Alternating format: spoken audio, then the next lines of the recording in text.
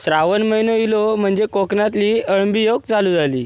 नमस्कार मंडळी, मी कोकणी ब्लॉगर स्वागत करतोय माझ्या व्लॉगमध्ये। तर मंडळी कसे आहात सगळेजण, मजेत ना? तर संध्याकाळची वेळ झाली आणि आज तो रविवारचा दिवस म्हणजे बाकीच्यांसाठी तर सुट्टीचा दिवस असतात, पण आमच्यासाठी असता कामाचा दिवस। तर आज जरासा ना खत वगैरे जरा माडांका घालूचा होता। तर पप्पा आज रविवारची दुपारी असल्या कारणामुळे घराकडे येले, तर त्यांनी आपला काम करू चालू केलं नाही होता। सगळे आपल्या म्हणजे माडांका खत वगैरे हळूहळू एक दोन घालून झाला। तर माडांका खत घालताना ना पप्पांका एक गोष्ट दिसली, तर ती गोष्ट खयची असा, तर श्रावण महिना सगळ्यांका चालू झालो माहितीच असा। तर श्रावण महिना चालू झालो ना का अळंब्यांचं सीझन येता।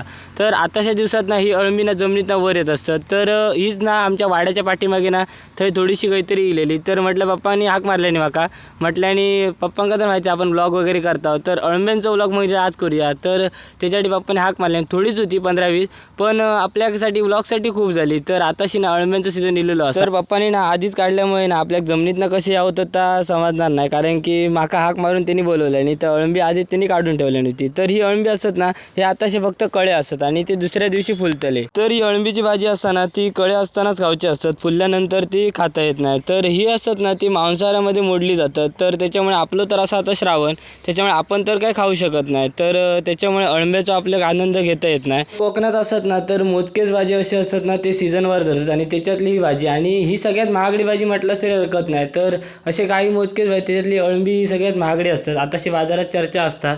तर त्याच्यामुळे कोकणी माणूस खूप एकदम भाग्यवान असा की, कारण की असा सगळा त्याचा अनुभव गावता। तर पूर्ण अळंब्यांचं व्लॉग कसं वाटलं ह्या नक्की कमेंट करून सांगा, आणि व्लॉग आवडला असेल तर लाईक शेअर आणि सबस्क्राईब करू विसरा नको। आता भेटा पुढच्या व्लॉगमध्ये।